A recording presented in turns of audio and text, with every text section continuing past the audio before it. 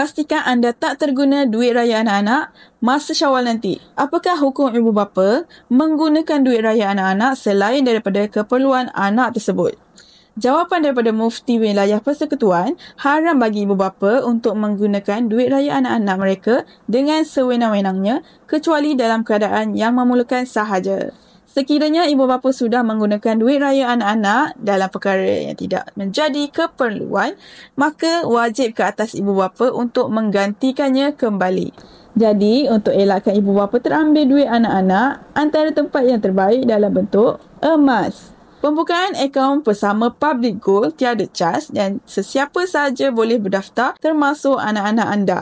Simpanan ini tiada syarat wajib menabung setiap bulan. Anda boleh saja menabung pada bila-bila masa. Apabila sudah cukup gram dalam akaun, anda boleh pilih untuk keluarkan ke dalam bentuk emas fizikal untuk anda simpan sendiri atau anda boleh saja simpan di dalam akaun Gap tanpa sebarang charge. Antara persediaan yang anda boleh buat untuk keluarga anda sebelum masuk bulan raya ini adalah menyediakan tabungan khas buat anak-anak anda dan jamin masa depan mereka dengan simpanan yang tidak jatuh nilai. Untuk bermula, anda boleh mesej saya untuk saya bantu bimbing cara-cara dan langkah-langkah untuk daftar akaun Public Gold. Follow for more.